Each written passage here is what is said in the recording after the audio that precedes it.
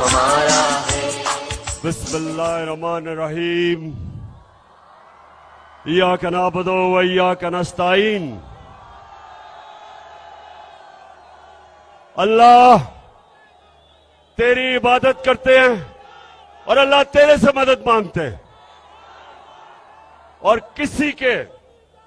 किसी इंसान या किसी मुल्क के सामने हम सजदा नहीं करते। हम आजाद कौम हैं। हमारा कलमा हमें आजादी देता है, ला इलाहा इल्लल्लाह। मेरे अटक के नौजवानों और बुजुर्गों, और मैं आज खास तौर पे खराज तहसीन पेश करना चाहता हूं अपनी बहनों को, जो भरपूर तरीके से उन्होंने शिरकत की। ये जो मेरे पाकिस्तानियों, ये जो अब वक्त सामने आ रहा है, ये हमारी हकीकी आजादी की जंग है। और इसमें मैं सबसे पहले अपने दिलेर नौजवानों को कहता हूं कि आपकी सबसे बड़ी जिम्मेदारी है कि मेरे साथ इस अब जंग में शिरकत करेंगे। और उसके बाद मैं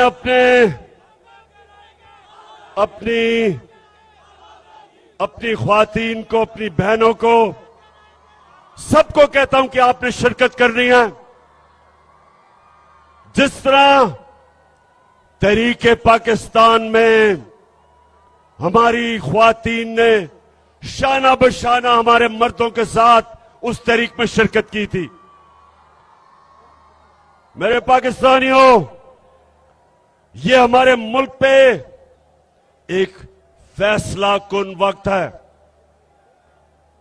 बहुत बड़ा फैसला होने जा रहा है कि क्या हम एक आजाद मुल्क बन के रहेंगे या ये अमरीकनों के गुलामों की गुलामी करेंगे। ये फैसला कुन वक्त है। मैंने फैसला किया है कि ये पॉलिटिक्स नहीं, ये जहाद है। मैंने ये फैसला किया कि मैं किसी सूरत, जब तक अल्लाह ने मुझे जिंदा रखा, मैं कभी इन चोरों को, डाकुओं को, गुलामों को कभी कबूल नहीं करूंगा। अल्लाहू अल्लाहू अल्लाहू अल्लाहू अल्लाहू अल्लाहू। ये सभी जब न थी, ये जहां जब न था। मेरे पाकिस्तानियों, मेरे अटक के गयूर शहरियों, और खास तौर पे मेरे दिलेर नौजवानों, अब सब तैयारी करो। और मैं सबसे पहले आपको यह बताना चाहता हूं कि क्यों हमने अपनी आजादी की जंग लड़नी है। देखें, दो तरह की गुलामी होती है। नौजवानों, अब मेरी गौर से बात सुनना है, और खास तौर पर मेरी बहनों, क्योंकि आपने अपने बच्चों को इस चीज ये बात बतानी है। जिस तरह मेरी वालदा ने मुझे बताया जब मैं छोटा था, कि उन्होंने मुझे एहसास दिलवाया कि मुझे कहती, तुम्हें पता नहीं कि गुलामी क्या होती है। तुम खुशकिस्मत हो कि आजाद पाकिस्तान में पैदा हुए। हम एक गुलाम हिंदुस्तान में पैदा हुए थे। और गुलामी यह है कि जो पाकिस्तान और हिंदुस्तान था, यहां के लोग ऊपर नहीं जा सकते थे क्योंकि ऊपर अंग्रेज बैठा था। हमें अंग्रेजों की जंगें लड़नी पड़ी। लाखों लोग हिंदुस्तान से पहली जंग अजीम में कुर्बान हुए, अंग्रेजों की जंगों में, और फिर दूसरी जंग अजीम में यहां से लाखों लोग जाके अंग्रेज की जंग में मरे। और अरबों डॉलर हिंदुस्तान के लोगों का पैसे से अंग्रेज ने अपनी जंगों में इस्तेमाल किया। यह है जबकि एक कब्जा करके आपके ऊपर लोग गुलाम करते हैं। लेकिन दूसरी गुलामी कि जब हमें हुक्म मिला एक अमेरिका से हुक्म आया जनरल मुशर्रफ को कि तुम अगर हमारी जंग में शामिल नहीं होगे तो हम तुम्हें बम मार के तुम्हारा मुल्क तबाह कर देंगे। अंग्रेजी में उसने कहा we will bomb you into stone age. तो क्या हुआ? बदकिस्मती से उस वक्त जो हमारे मुल्क का सरबराह था उसने अपने लोगों की दिफा नहीं की, घुटने टेक दिए और हमें फतह किए बगैर हमें अमेरिका की जंग में ले गया। हमारे 80,000 लोग उस जंग में कुर्बान हुए। 3 गुना हमारे फौजी, अमेरिका से 3 गुना ज्यादा हमारे फौजी अमेरिका की जंग में कुर्बान हुए। 100 अरब डॉलर से ज्यादा पाकिस्तान का पैसा खर्च हुआ उस जंग पे। 2 किस्म की गुलामी, एक को कहते हैं कॉलोनियलिज्म, जब आपके ऊपर फतह करके एक मुल्क हावी हो जाता है, जो अंग्रेज की गुलामी थी। और दूसरी को कहते हैं पाकिस्तानी और नौजवानों नियो कॉलोनियलिज्म, के फतह किए बगैर आपको गुलाम बना लेते हैं। और यह हमारी बदकिस्मती कि हमारे मुल्क ने जब से हम आजाद हुए और जब से हमारा अजीम लीडर कायदे आजम, जो एक गुलाम हिंदुस्तान में एक आजाद इंसान था, जो मेरा लीडर था, जो हमेशा हम उसको लीडर मानेंगे, ईमानदार था, दलेर था और आजाद था, खुददार था। उसके बाद कभी इस मुल्क ने, कभी भी हमारे मुल्क ने, सिवाय छोटा सा वक्त था कि भुट्टो ने कोशिश की, जुल्फिकार अली भुट्टो ने, कि पाकिस्तान आजाद फॉरेन पॉलिसी बने, हमेशा हमें हुक्म मिलते थे, हम अपनी आजाद फॉरेन पॉलिसी नहीं बनाते थे। और आजाद फॉरेन पॉलिसी का मतलब कि वो फॉरेन पॉलिसी जो अपने लोगों की, अपने लोगों के फायदे में होती है, जिधर आप अपने आप को दूसरे मुल्क के लिए कुर्बान नहीं करते। तो जब मुझे आपने इक्तदार में भेजा तो मैंने हमेशा आपसे वादा किया था कि ना मैं कभी किसी को सामने झुकूंगा और ना आपको कभी किसी के सामने झुकने नहीं दूंगा। तेरा पाकिस्तान है, ये मेरा पाकिस्तान है। तेरा पाकिस्तान है, ये मेरा पाकिस्तान है। इस पे दिल कुर्बान, इस पे जान भी कुर्बान है। वो इस पे दिल कुर्बान। तो फिर क्या हुआ? हमारे यहां जो इस मुल्क में करप्ट तरीन टोला, जो बाद में जिनको मैं 3 स्टूजेस कहता था, एक था इस मुल्क का, अब मैं क्या करूं, मुल्क की सबसे बड़ी बीमारी जरदारी, एक तो वो था, और 2 भाई जो 30 साल से इस मुल्क को लूट रहे हैं। एक बाहर बैठा हुआ, वो बाहर बैठ के पाकिस्तानी फौज को बुरा भला कहता है, और छोटा भाई जो भी बूट देखता है पॉलिश करने शुरू कर देता है। ये 2 भाई, और फिर तीसरा कौन है?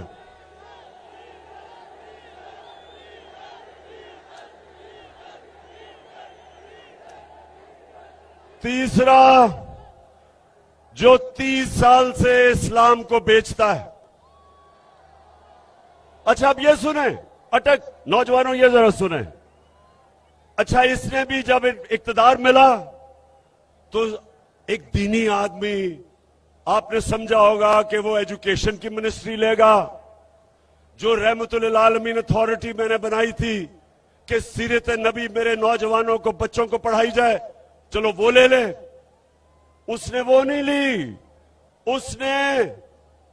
उसने NHA लिया, यानी कि सड़कों की मिनिस्ट्री ली, जिसमें पैसा बनता था।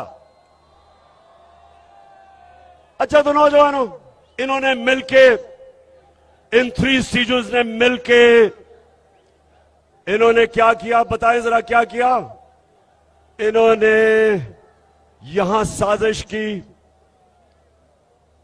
अमेरिकनों ने इनके साथ मिलकर, और अमेरिकनों नहीं है जो बाइडेन एडमिनिस्ट्रेशन है, इन्होंने मिलकर यहां इनके साथ साजिश की।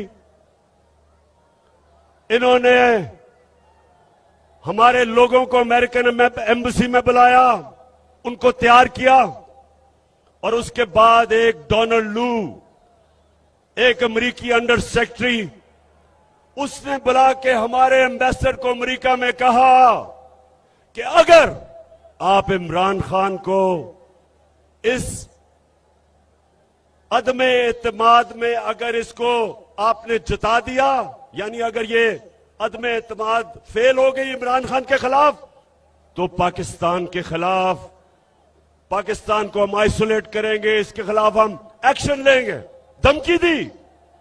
लेकिन अगर इमरान खान को आपने हटा दिया, अदम एतमाद को कामयाब कर दिया, तो उन्होंने कहा कि हम आपको माफ कर देंगे, क्योंकि उनको पता था कि चेरी ब्लॉसम शहबाज शरीफ आ जाएगा इमरान खान की जगह, और वो फिर उनकी खिदमत करेगा, और खिदमत शुरू हो गई है। इन्होंने मिलकर साजिश की, यहां भी इनके हैंडलर बैठे हुए थे, इन सब ने मिलकर प्लान किया और गवर्नमेंट गिरा दी। अब मैं ये आपसे पूछता हूं पाकिस्तानियों, आज मैं आपसे पूछता हूं कि वो कौन सा इतना बड़ा मसला था जो सब ने मिलकर गवर्नमेंट गिराई। आप ये समझें कि उस वक्त हमने पाकिस्तान को मुश्किल वक्त से निकाल लिया था, एक मुल्क जिसका दिवालिया निकला हुआ था। यही इन्होंने 10 साल दोनों ने मिलकर जो डाके मारे थे, मुल्क को कंगाल किया, बैंकरप्ट किया, मकरूज किया, इदारे तबाह किए, सबसे बड़ा बैरूनी खसारा छोड़ के गए $20 अरब का, वो मुल्क हमें मिला। और मुझे आज फख्र यह है कि सब मुश्किलों के बावजूद हमने अपने मुल्क को खड़ा किया। हमने आहिस्ता आहिस्ता अपनी कंस्ट्रक्शन की इंडस्ट्री ठीक की, अपनी ज़राई, अपने किसानों की मदद की, मुल्क खड़ा हो रहा था। तीसरे साल में 5.6% हमारा मुल्क बढ़ा था, आगे दौलत में इजाफा हो रहा था, ग्रोथ रेट थी, रिकॉर्ड एक्सपोर्ट्स थी, हमने सबसे ज्यादा आमदनी बढ़ाई, टैक्स इकट्ठा कर रहे थे, हमने जो किसानों की मदद की, सबसे ज्यादा पैदावार किसानों ने हमारे दौर में की। तो जब ये हो रहा था तब ये साजिश हुई।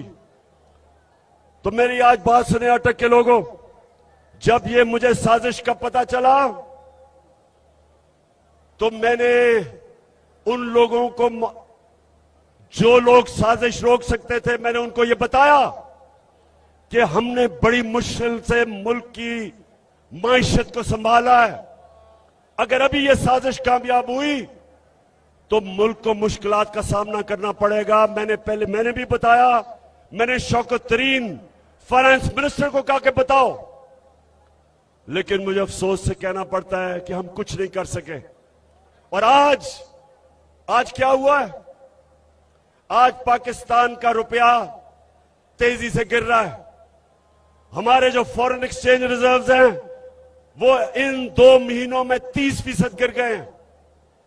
हमारी स्टॉक एक्सचेंज नीचे, महंगाई, हर चीज महंगी, बिजली महंगी, आगे मजीद और महंगाई, हमारी माइशत नीचे जा रही है। कौन जिम्मेदार है इसका? कौन जिम्मेदार है? बताओ अटक के लोगों, कौन जिम्मेदार है इसका?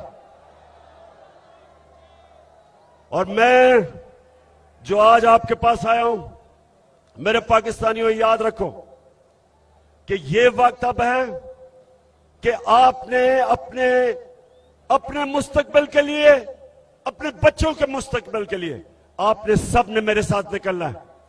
क्योंकि ऊपर कौन बैठे हैं? ऊपर कौन बैठा है? सबसे पहले शहबाज शरीफ। अब ये सुने जरा इसका, 24 अरब रुपए के इसके ऊपर केसेस हैं। 24 अरब रुपए के केसेस इसके ऊपर। और अब क्या हो रहा है? इसको एनओरो मिल रहा है। एफआईए जो इसके ऊपर, जिसने उसके ऊपर केस बनाए थे, अब एफआईए सारे केस खत्म कर रही है।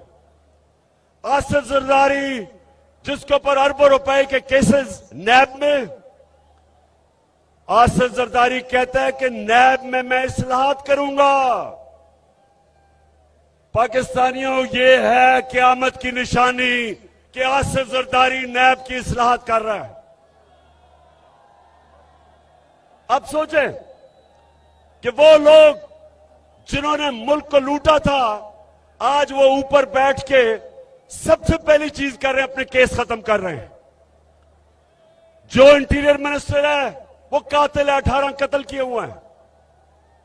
वो जो अभी गए हैं लंदन में मिलने गए हैं नवाज शरीफ को, वो सजा याफ्ता है, उसको सजा मिल चुकी है। वो भगौड़ा है, भागा हुआ है। उससे प्राइम मिनिस्टर जाके मुल्क के फैसले कर रहा है।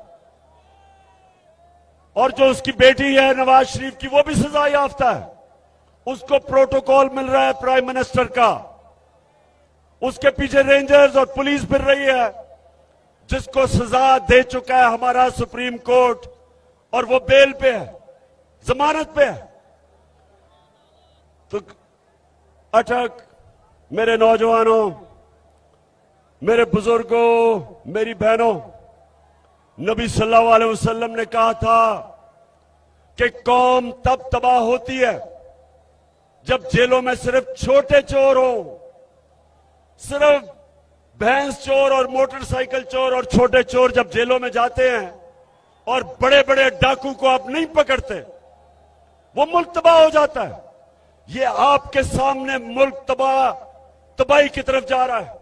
इसलिए आपने निकलना है कि जब बड़े बड़े डाकू बड़े बड़े ओहदों पे बैठ जाए, सारों ने बड़े बड़े ओहदे संभाल के अपने केस खत्म करें, और वो ऑफिसर एफआईए का डॉक्टर रिजवान, मैं आज उसको सलाम पेश करता हूं कि उसने जो केस शहबाज शरीफ के ऊपर बनाए, हमारे बेचारे गवर्नमेंट के ऑफिसर डरते हैं, इस माफिया से डरते हैं।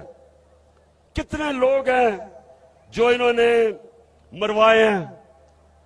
डॉक्टर रिजवान जब उसने हमजा शरीफ को बुलाया और उससे जब सवालात पूछे कि किधर से ये मकसूद चपड़ासी के पास 3.25 अरब रुपया आ गया, नौकरों के पास 16 अरब रुपए किधर से आए, तो हमजा शरीफ बजाय उसके जवाब देता, उसको उसने धमकी दी, उसको डराया कि तुम्हारी जुर्रत कैसे है कि मुझे पूछ रहे हो ये सवाल।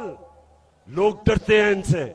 इसलिए डॉक्टर रिजवान, आप जैसे लोगों को हम सलाम करते हैं कि इस माफिया को, इसके बावजूद कि आपको खतरा है, आप इनके खिलाफ एक्शन लेते हैं।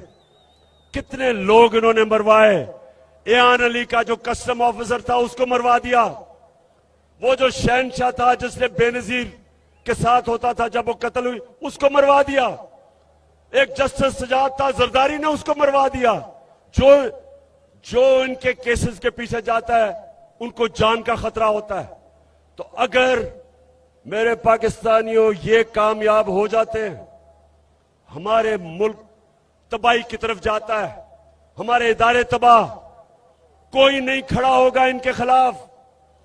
ये खुल के चोरी करेंगे, सब डरेंगे, मुल्क को लूटेंगे और इसीलिए मेरे नबी सल्लल्लाहु अलैहि वसल्लम ने कहा था कि बड़ी कौमें तबाह हुई तुम्हारे से पहले, जो सिर्फ छोटे चोरों को जेलों में डालती थी और बड़े बड़े डाकुओं को नहीं पकड़ सकती थी।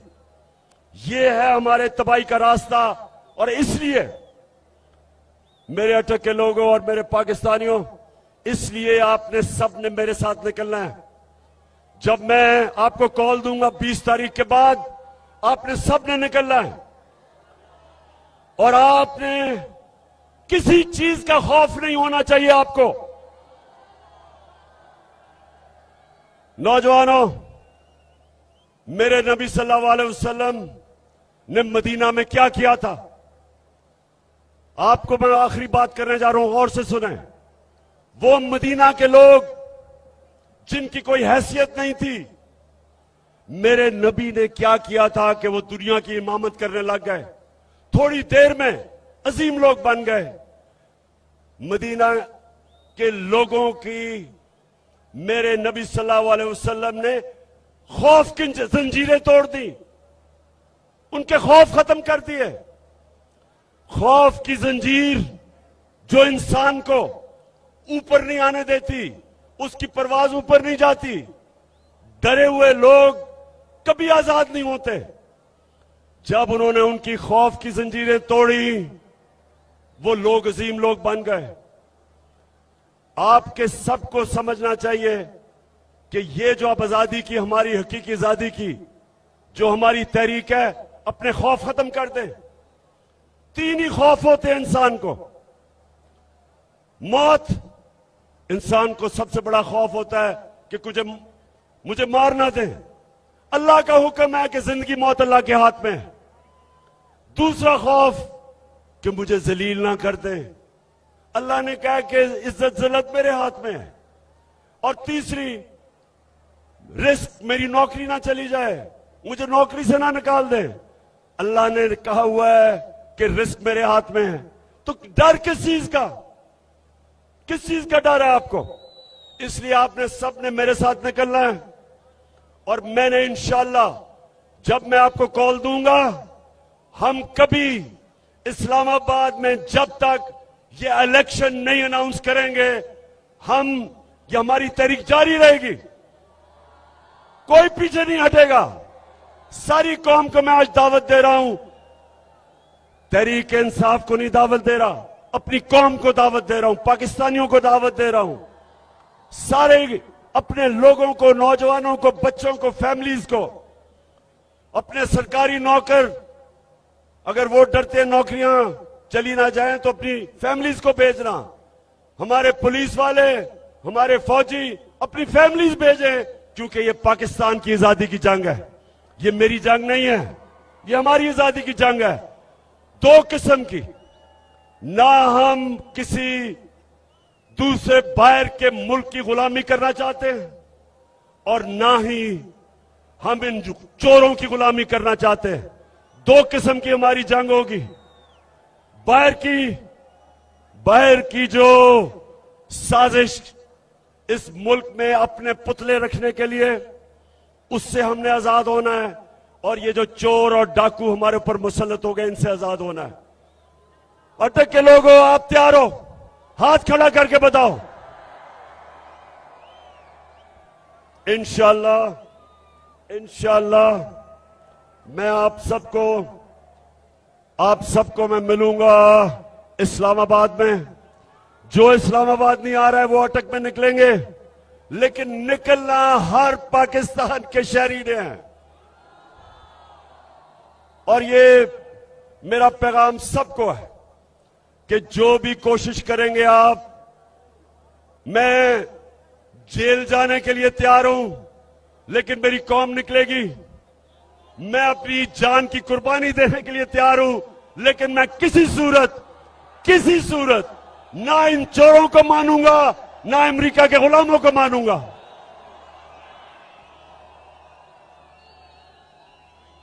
अटक के लोगों, आज जिस तादाद में आप निकले हो और जो मेजर साहब आपको अमीन असलम आपको और जुल्फी बुखारी आपको सबको और जितने भी उन्होंने भी ऑर्गेनाइज किया है, मैं सबको खराज तहसीन पेश करता हूं।